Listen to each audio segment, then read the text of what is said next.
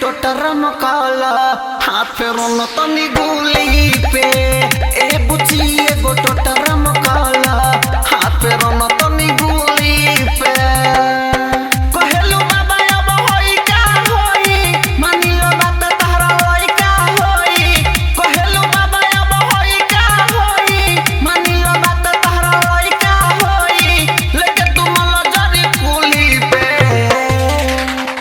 ए बुची एगो टोटरम काला ए बुची एगो टोटरम काला हाथ फेरो न तनी गुली पे।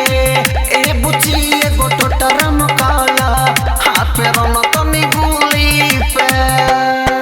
ए बुची एगो टोटरम काला टोटरम काला हाथ फेरो न तनी गुली पे।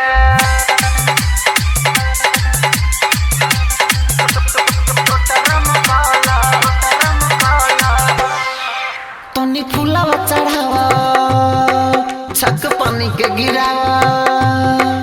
तनी फुलावा चढ़ावा छक पानी के गिरावा। ओने अच्छो तो मिला के बुचिया कहता नी जमन कलो तो नीला कावा से भलो जमी ने ओने देखा बुचिया।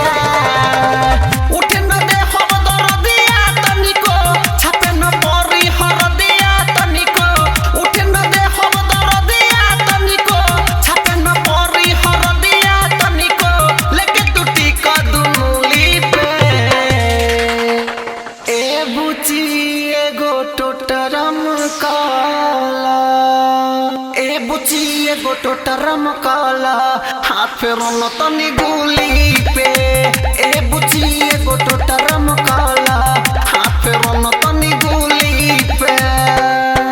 ए बुची एगो टोटरम काला टोटरम काला हाथ फेरो न तनी गुली पे।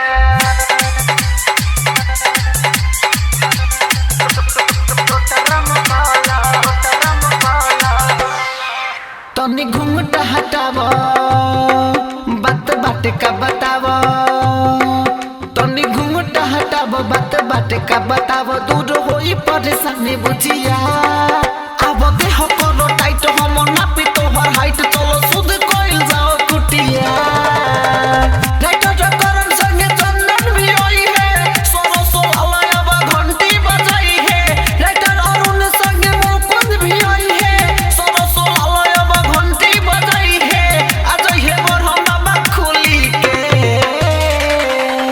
ए बुची एगो टोटरम काला ए बुची एगो टोटरम काला हाथ फेरो न तनी गुली पे। ए बुची एगो टोटरम काला हाथ फेरो न